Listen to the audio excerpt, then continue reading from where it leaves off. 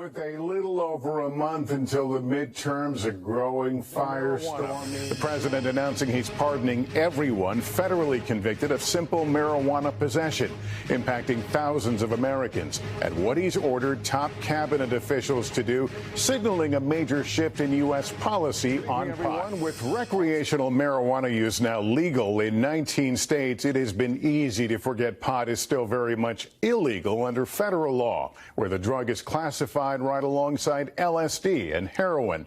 But tonight, President Biden declaring it's time to right the wrongs of what he called a failed approach to marijuana, announcing he is pardoning all prior federal offenses of simple possession of marijuana and asking states where most pot convictions take place to do the same, potentially impacting thousands. It's an effort to end what the president sees as unfairness in simple marijuana possession cases, where he says black and brown people are more likely to be prosecuted. And he also wants a hard look taken at how the government classifies pot, which for now is regarded as more serious than fentanyl. Today, President Biden changed the lives of thousands of Americans 33 days before the midterm elections. No one should be in jail just for using or possessing marijuana. The president granted a full pardon for simple possession of marijuana as a federal crime. But there had been no outward sign this dramatic move was coming. The president held unrelated events in New York State. Aboard Air Force One, he used his pen to wipe out these prior federal convictions, an estimated 6,500 people convicted from 1992 to 2021, and thousands more who live in the District of Columbia. Advocates say these convictions lead to real-world barriers in jobs and housing that have been a greater burden in minority communities. Candidate Biden in 2020 promised to take action on marijuana convictions. A marijuana conviction. Automatically, that should be expunged. So when you get asked a question, have you ever been convicted, you can honestly say no, because you have to put it down now on a job application. Laws and attitudes have changed. 19 states and the District of Columbia permit marijuana use for adults. Medical marijuana use is legal in 38 states and D.C. The president is urging governors to grant similar pardons, and his administration will review whether marijuana should still be classified with drugs like LSD under federal law. Kelly, the president is not decriminalizing marijuana possession with these pardons, right? That's right. He doesn't have that power. Congress would have to change federal law on marijuana possession.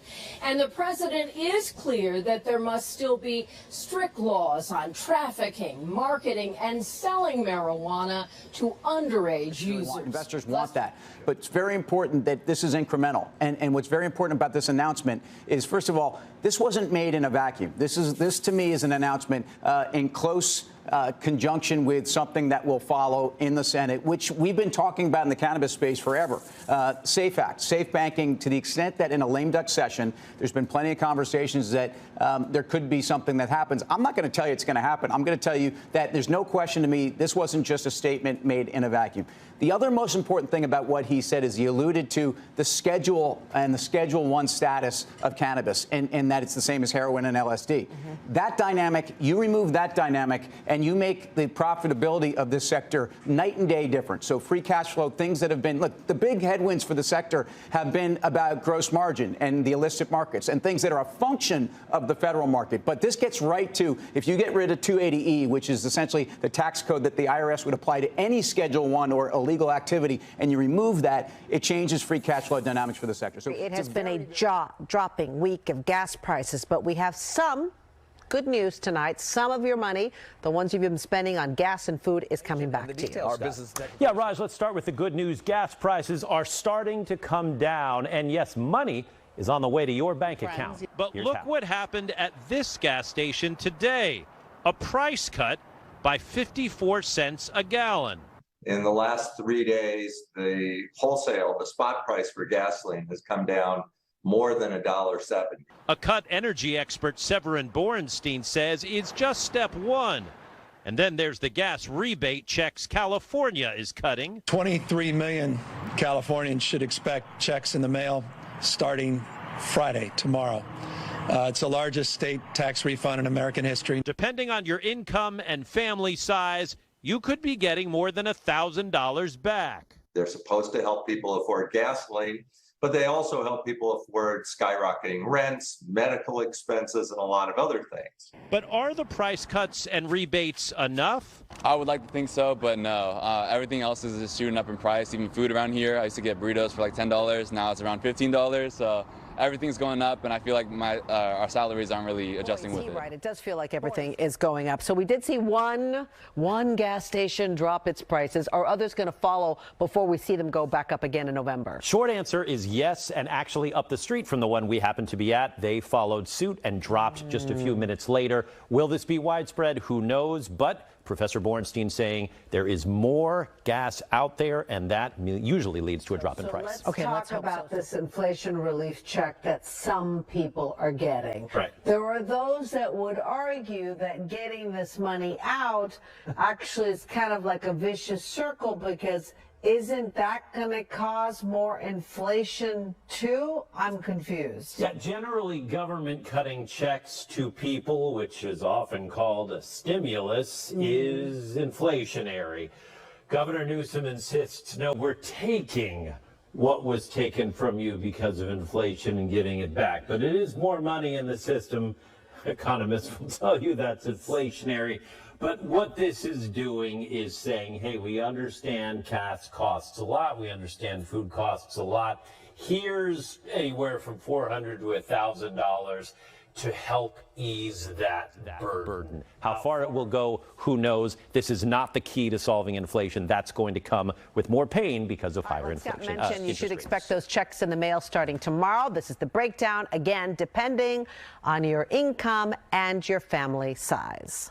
Happening, California leaders are preparing for a possible economic downturn. State revenues are billions below what was projected for this time of year, and the governor is now more cautious about new spending. Theme reading with our state facing lower than expected revenues over the first few months of this fiscal year. It's important to remain disciplined when it comes to spending, particular spending that is ongoing. The Department of Finance said revenue is down about $4.4 billion below what was projected in June, July, and August. But with ongoing inflation, an underperforming stock market, some layoffs of high-paying jobs in tech, federal interest rates rising, the war in Ukraine, the Newsom administration acknowledges there is uncertainty ahead. The state has been prudent, and the governor has been prudent in his actions, not only in the budget, but the bills that he's vetoed, not to overcommit the state to spending that isn't sustainable, that may result in even deeper cuts down the road. He is been taking the long view on in terms of, our good fortune revenue wise, and to making sure that we don't repeat the mistakes of what we saw when the dot-com boom went bust 20 years ago, and when the Great Recession hit in 2009, and the state had to turn on a dime and make dramatic cuts in state programs. That's a movie that we don't want to see again, and he certainly doesn't want to see again. Right. It's a combination of things, because the state spending laws, plus with the uncertain economic future that was already on Governor Newsom's administration's radar. A big chunk of that also was put toward the state's rainy day fund, which is now at a record high $37.2 billion, which is a lot of cushion should anything happen. Yes, New Orleans, one of many cities seeing a dramatic rise in murders, is now taking a controversial approach to combating its shortage of police officers. Hiring civilians. The homicide rate in New Orleans is soaring, up 40% just this year. Now the Big Easy's taking drastic measures, hiring civilians to help with policing, including detective work, like going to crime scenes to gather evidence. This is also to reduce some of the workload currently placed on our patrol and district personnel. Good idea? No, not really. Mike Glasser, who heads up one of the city's police unions, blames plummeting morale for a crushing shortage of about 600 officers. From Seattle to St. Louis, Atlanta to Philadelphia, major cities across the country are also reporting a cop staffing crisis. If we're going to send civilians in there that are unarmed, inexperienced, untrained for what it turns into, that's dangerous for them and it's dangerous for the public. Highlighting the crime problem, during our brief interview today, someone broke into a car in the police union's own parking lot.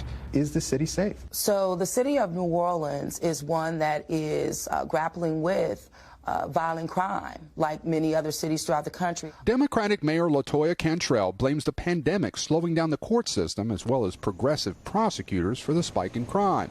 But her critics also blame her and are mounting a recall effort.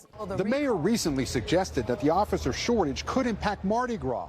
Well, come next month, there will be no police officers to respond to calls in Pembroke Park. That's because the town's contract with the Broward Sheriff's Office is expiring and the town's new department will not be ready. Very serious come October 1st. No deputies, no police officers on the streets to respond to any calls in the town of Pembroke Park. And the town's own attorney at a meeting recently warned the mayor the decision to cancel BSO's contract without a backup is very concerning.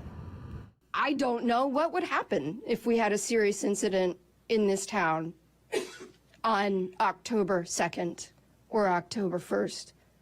I don't want to find out that we don't have adequate police services. Pembroke Park's town attorney expressing her concern at a recent meeting. So is John Lowe, who manages a business along Hallandale Beach Boulevard. What's going to happen when we need them and there's nobody here? But Mayor Jeffrey Jacobs willing to take the risk. Continuing any contract with the Sheriff's Department is a disservice to the town of Pembroke Park. BSO has provided protection in the town of Pembroke Park for 42 years. September 30th, that ends. The Broward Sheriff's Office has offered the town of Pembroke Park a $3.4 million one-year contract that would cover the gap until Pembroke Park is ready to roll.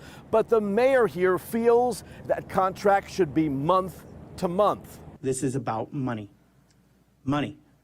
It's about how much they could get out of Pembroke Park and not serve our residents in our community. Mayor Jacobs feels the town has been overpaying for service, claims response times are too long, referred to a study claiming 21% of calls aren't being responded to. The town says only 2 deputies are on duty at any given time. In May, the mayor decided he wanted his own department. Commissioner William Hodgkins is concerned about the gap in service and is the only one who voted against eliminating BSO's contract on September 30th. We will find something.